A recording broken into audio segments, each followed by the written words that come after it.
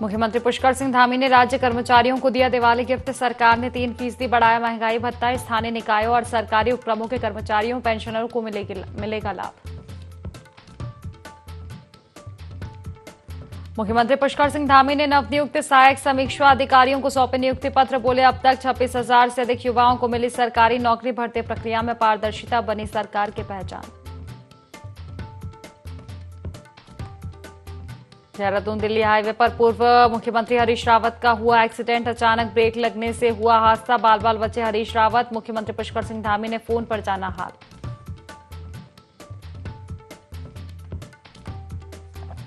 बद्रीनाथ धाम में श्रद्धालुओं का सैलाब। दीपोत्सव से पहले भू बैकुंठ नगरी में गूंजे जय बद्री विशाल के जयकारे। गेंदे चंपा चमेली के पुष्पों से सुसज्जित हुए मंदिर।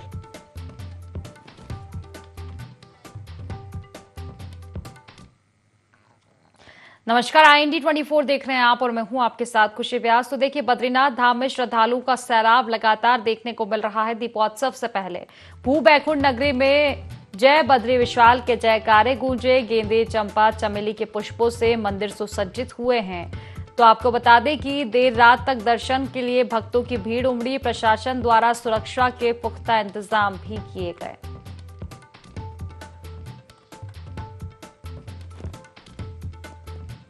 देहरादून से खबर हम आपको बता दें, जहां बद्रीनाथ धाम में श्रद्धालुओं का सैलाब उमड़ पड़ा। दीपोत्सव से पहले भू बैकुंठ नगरी में जय बद्री विशाल के जयकारे गूंजे हैं। आपको बता दें कि प्रशासन द्वारा सुरक्षा के पुख्ता इंतजाम किए गए हैं।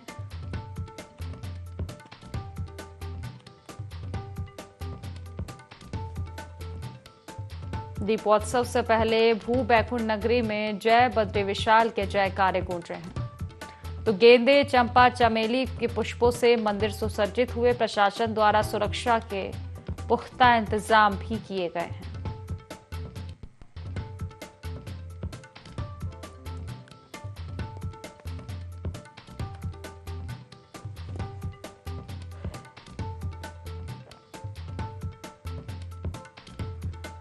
तो देर रात तक दर्शन के लिए भक्तों की भीड़ उमड़ पड़ी।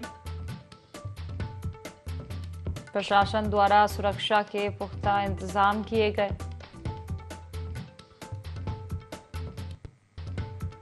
बद्रीनाथ धाम में श्रद्धालुओं का सैलाब देखने को मिल रहा है। दीपोत्सव से पहले भू बैकुंठ नगरी में जय बद्री विशाल के जयकारे गूंजे हैं।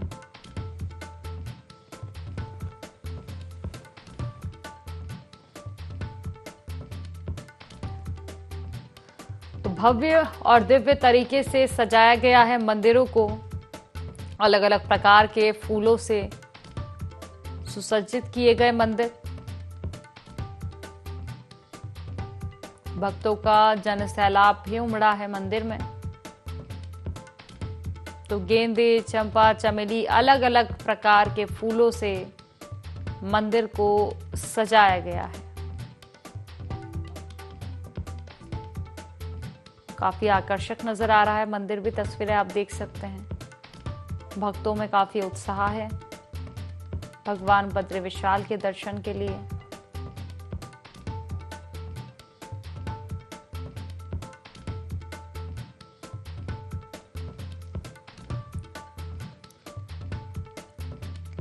तो देर रात तक दर्शन का सिलसिला लगातार जारी रहा। भक्तों की भीड़ बड़ी संख्या में पहुंची है। प्रशासन द्वारा सुरक्षा के पुख्ता इंतजाम भी किए गए।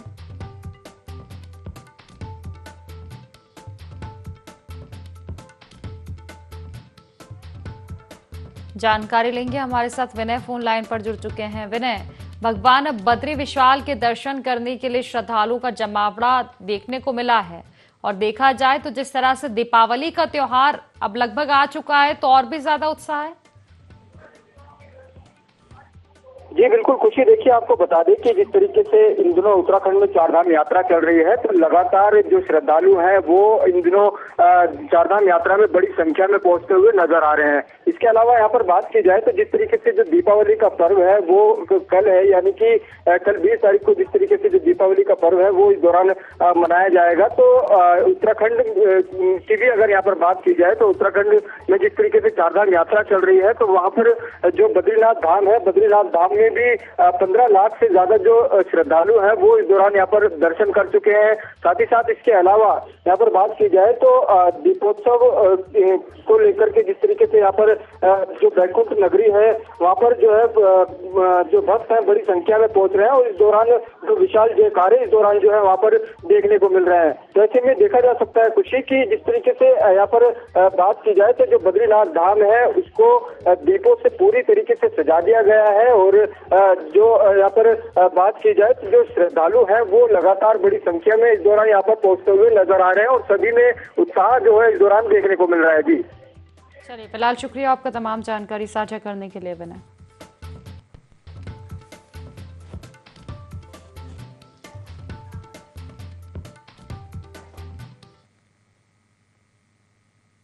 उत्तराखंड के पूर्व सीएम हरीश रावत का मेरठ में एक्सीडेंट हो गया। दुर्घटना देहरादून दिल्ली हाईवे पर हुई, जहां हरीश रावत का वाहन दूसरी गाड़ी से टकरा गया।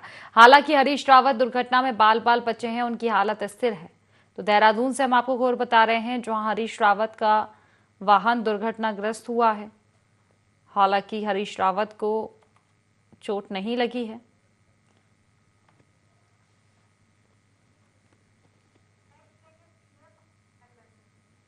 तो मेरठ में ये हादसा हुआ है हरीश रावत का वाहन जो है दुर्घटनाग्रस्त हुआ। बाल बाल बचे हैं हरीश रावत। सीएम पुष्कर सिंह धामी ने भी फोन पर बात कर हालचाल उनका जाना है।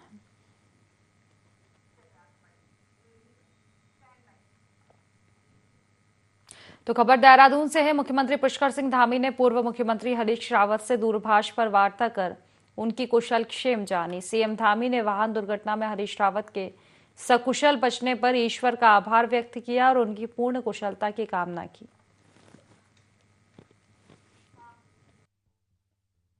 खबर देहरादून से है। मुख्यमंत्री पुष्कर सिंह धामी ने पूर्व मुख्यमंत्री हरीश रावत से दूरभाष पर वार्ता कर उनकी कुशल क्षेम जानी। सीएम धामी ने वाहन दुर्घटना में हरीश रावत के सकुशल बचने पर ईश्वर का आभार व्यक्त किया और उनकी पूर्ण कुशलता की कामना की।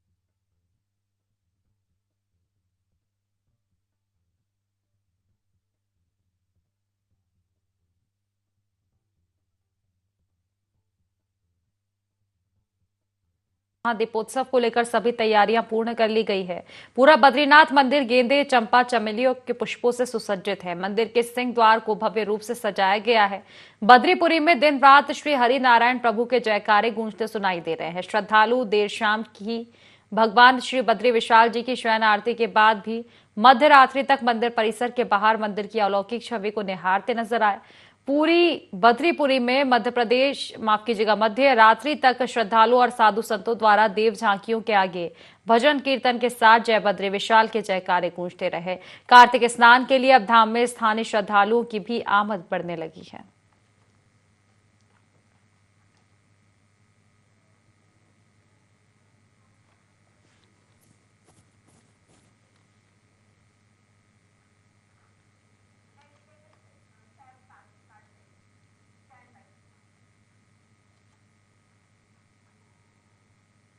प्रदेश सरकार की आत्म योजना अंतर्गत उद्यान विभाग चमोली के द्वारा ज्योतिर्मठ प्रखंड के वाइब्रेंट विलेज में ग्रामीणों के शीतकालीन प्रवास से पहले सेब के बागवानी से संबंधित कटाई, छटाई, उर्वरक प्रबंधन आदि का महत्वपूर्ण प्रशिक्षण दिया गया।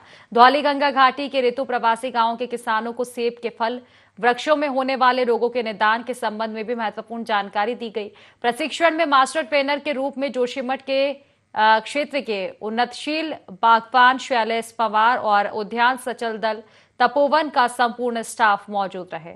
ज्योतिर्मठ के ज्येष्ठ उद्यान निरीक्षक सोमेश भंडारी ने बताया कि उद्यान विभाग द्वारा 2 दिवसीय प्रशिक्षण नीति गमशाली, बामपा, फरकिया, मेहरगांव, कैलाशपुर और मलारी में आयोजित की गई, जिसमें कि लगभग 120 सेब उत्पादक काश्तकारों द्वारा प्रतिभाग किया गया। उद्यान विभाग से कुछ कर्मचारी यहाँ पे स्टाफ आए हुए हैं। यहाँ पर गांव में कैलाशपुर गांव में यहाँ पर जो किसान हैं सेब की बागवानी कर रहे हैं, उनको यहाँ पर प्रोनिंग कैसे किया जाता है वो उन्होंने इनको सिखाया। और शायद भविष्य में भी इस तरह से हम आशा करेंगे कि उद्यान विभाग की टीम समय समय पर यहाँ पे आए और जो हमारे ग्रामीण हैं, जो हमारे किसान हैं, जो सेब के उत्पादक हैं, तो उनको इस तरह की विभिन्न तरह की जो ट्रेनिंग है वो सिखाएंगे तो शायद ही मतलब बहुत अच्छा इनको लाभ मिलेगा। इस समय जो उद्यान विभाग के कर्मचारी आ रखे हैं, इन्होंने जो प्रूनिंग वगैरह का डेमो दिया है, इससे हम संतुष्ट हैं और भविष्य में भी हम चाहते हैं कि हर सीजन में आते रहें, आगे का मार्गदर्शन करते रहे। उद्यान विभाग द्वारा प्रोनिंग का एक कार्यक्रम रखा गया। हमारे ये उद्यान विभाग जोशीमठ तपोवन से प्रोनिंग के बारे में सिखाने के लिए यहाँ पर आए हैं, जो कि जिसमें सारे किसान रुचि से सीख रहे हैं और बहुत अच्छा लगा। और एक नया हमको आयाम मिला कि हमको किस ढंग से प्रोनिंग करना है और इसी क्रम को आगे बढ़ाते हुए अगले बार भी जो है इस प्रोग्राम को रखा जाए। मैंने हिमाचल से जो पेड़ लाए हैं, लगभग 1 साल नर्सरी में हुआ है और सेकेंड ईयर चल रहा है। आज उद्यान अधिकारी जोशीमठ और उनका सब स्टाफ, सब ऑफिस तपोवन से भी अधिकारीगण यहाँ आए हैं। उन्होंने बहुत ही महत्वपूर्ण बातें, सेब के जो पौधे हम लगा रहे हैं, बहुत ही अच्छी जानकारी मिली है हमें। उद्यान विभाग वाले हमारे सेब के बगीचे में आए और इन्होंने हमको ये प्रोनिंग का काम सिखाया और हम ग्रामवासी उद्यान विभाग को हम अपनी ओर से, गांव की ओर से बहुत बहुत धन्यवाद देते हैं। हरिद्वार के मंगलौर पहुंचे सीएम धामी ने नवनिर्मित बीजेपी कार्यालय के उद्घाटन कार्यक्रम में शिरकत की। उन्होंने बीजेपी कार्यालय का विधि विधान के साथ उद्घाटन किया। मौके पर बीजेपी प्रदेश अध्यक्ष महेंद्र भट्ट, बीजेपी के तमाम नेता और कार्यकर्ता मौजूद रहे।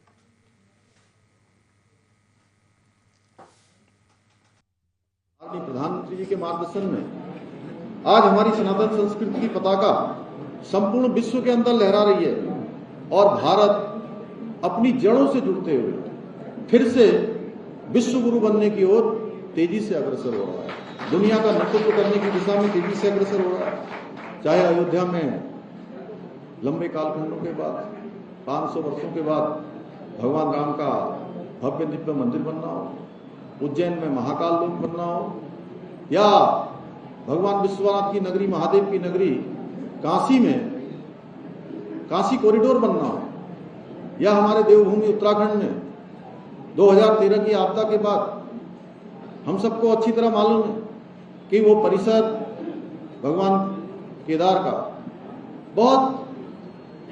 काफी उसमें नुकसान हो गया, काफी क्षति हो गई थी। उस परिसर को, उस बाबा के स्थान को फिर से भव्य केदार या दिव्य केदार बनाना हो, या हमारे भगवान बद्री विशाल का नव निर्माण और मास्टर प्लान का काम हो, ये सभी काम तेजी से आगे बढ़ रहे हैं और हमारी सभी धार्मिक धरोहरों को आज सजाया जा रहा है, संवारा जा रहा है, न भूतो न भविष्य। साल 2022 में भारतीय जनता पार्टी ने रुड़की को सांगठनिक जिला घोषित किया था, लेकिन लंबे समय से प्रतीक्षित भाजपा जिला कार्यालय अब जाकर बन पाया है। उत्तराखंड के मुख्यमंत्री पुष्कर सिंह धामी ने सांगठनिक जिला रुड़की में भाजपा जिला कार्यालय का विधिवत लोकार्पण किया। मुख्यमंत्री धामी ने कहा कि यह कार्यालय रुड़की क्षेत्र की 6 विधानसभाओं की समस्याओं के समाधान का केंद्र बनेगा। उन्होंने कहा कि यह भवन भाजपा के कार्यकर्ताओं की ऊर्जा, संगठनात्मक मजबूती और जनसेवा का प्रतीक रहेगा। सीएम धामी ने कहा कि धनतेरस के शुभ अवसर पर इस कार्यालय का उद्घाटन होना एक सौभाग्य और शुभ संकेत है।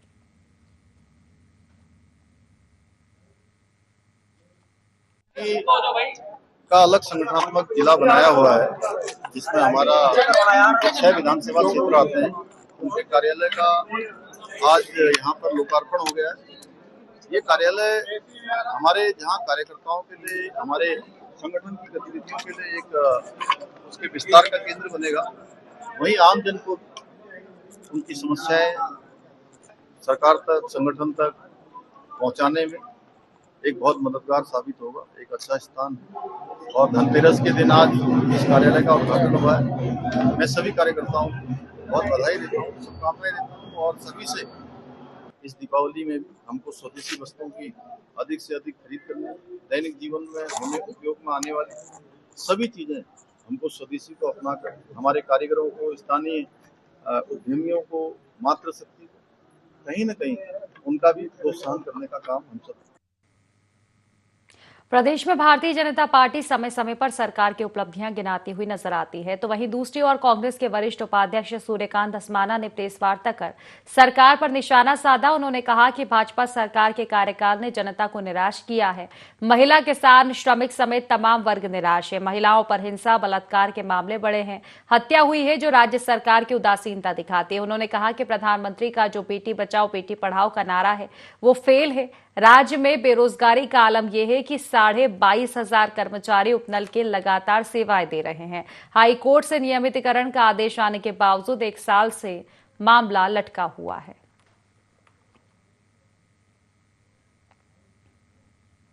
कि भारतीय जनता पार्टी सरकार जो कंटिन्यूटी में दूसरे टर्म में शासन कर रही है, 2017 से 22 पहले रही, 3 मुख्यमंत्री बदले, 2022 से लेकर के अब तक पौने 4 साल जो 2 सरकारों का कार्यकाल रहा है, जनता को निराश किया। पूरे प्रदेश के अंदर चाहे बेरोजगार नौजवान हो, चाहे विद्यार्थी हो, चाहे महिला वर्ग हो, चाहे राज्य का किसान हो, चाहे राज्य का श्रमिक हो, वो निराश हुआ है।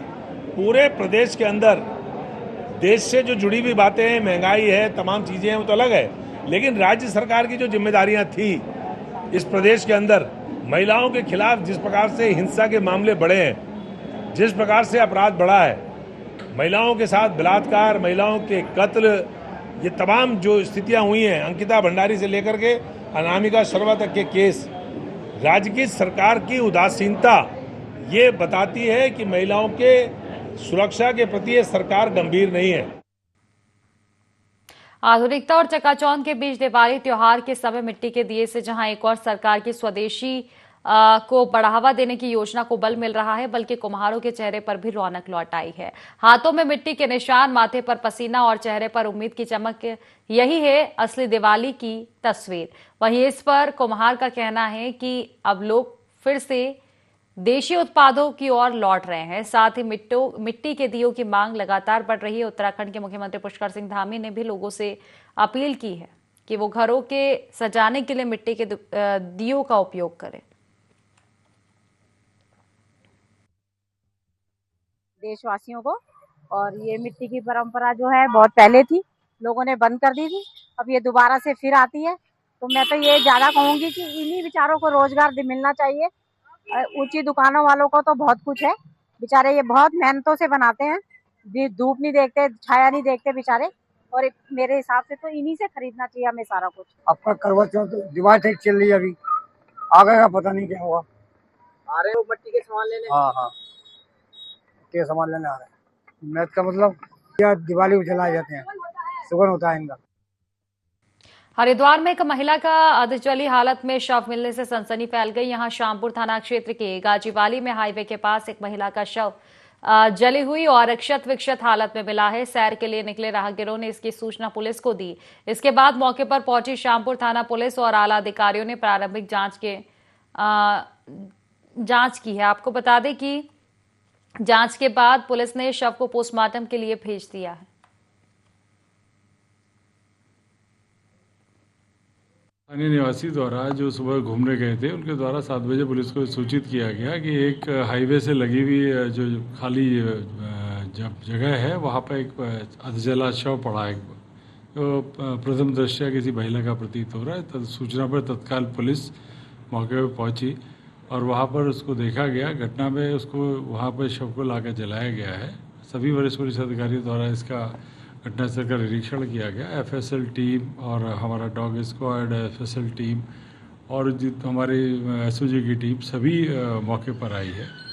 और इस पे जो भी प्राइमा फेसी लग रहा है कि ये हत्या का कोई कारण है, इस संबंध में अभियोग भी पंजीकृत किया गया है। लोहाघाट पुलिस और एनटीएफ टीम को बड़ी सफलता हाथ लगी है। एसपी चंपावत अजय गणपति के निर्देश पर चंपावत पुलिस के द्वारा नशा तस्करों के खिलाफ लगातार अभियान चलाया गया है। अभी तक चंपावत पुलिस इस साल करोड़ों रुपए के नशीले पदार्थ बरामद कर नशा तस्करों को जेल भेज चुकी है। एसपी चंपावत के निर्देश पर लोहाघाट पुलिस, एनटीएफ और एसओजी की संयुक्त कार्रवाई में टीम ने मरोड़ा खान और मल्ला बापरू के बीच एक महिला तस्कर को 1 किलो 970 ग्राम चरस के साथ गिरफ्तार किया। थाना अध्यक्ष लोहाघाट अशोक कुमार सिंह ने बताया कि एक महिला को टीम ने 1 किलो 970 ग्राम चरस के साथ गिरफ्तार किया है। आरोपी महिला के खिलाफ एनडीपीएस एक्ट के तहत मामला दर्ज किया गया है।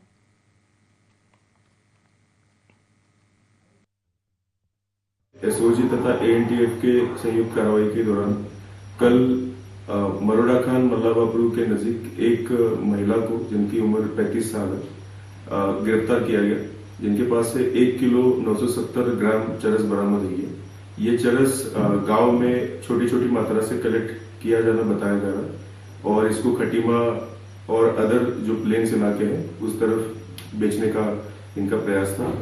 इसमें लोहाघाट थाने में मुकदमा पंजीकृत कर आगे की कार्रवाई की जाएगी। बाजपुर विकासखंड में ब्लॉक प्रमुख सुखमन और औलख की अध्यक्षता में क्षेत्र पंचायत विकास समिति की बैठक का आयोजन किया गया। बैठक की शुरुआत ब्लॉक प्रमुख ने सभी पंचायत प्रतिनिधियों के स्वागत और परिचय के साथ की। ब्लॉक विकास अधिकारी शेखर जोशी ने बैठक का एजेंडा प्रस्तुत करते हुए कार्रवाई आरंभ की। इस दौरान विभिन्न विभागों से आए अधिकारियों ने अपने अपने विभाग की योजनाओं की जानकारी दी। पंचायत प्रतिनिधियों ने अपने क्षेत्रों की समस्याओं और आवश्यकताओं को अधिकारियों के समक्ष रखा। बेरिया, दौलत, शिवपुरी, महेशपुरा और हरसान गांव में विद्युत पोल लगाने और झूलते तारों की मरम्मत की मांग भी उठाई गई।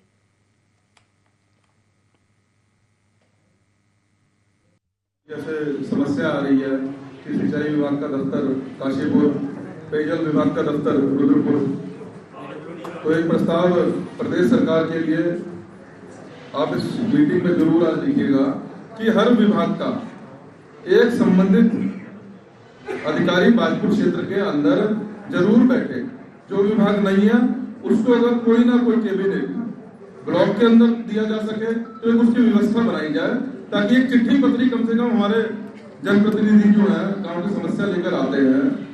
क्योंकि आप जिस समय सुबह सो के उठते हैं तो सुबह 5 बजे ही लोग आपके दरवाजे पे खड़े होते हैं किसी न किसी समस्या को लेकर।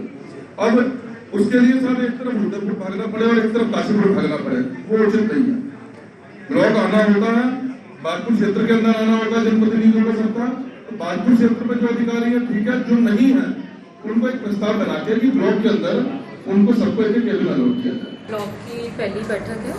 आज हम ब्लॉक के विकास कार्यों की एक दिशा और तय करने जा रहे हैं।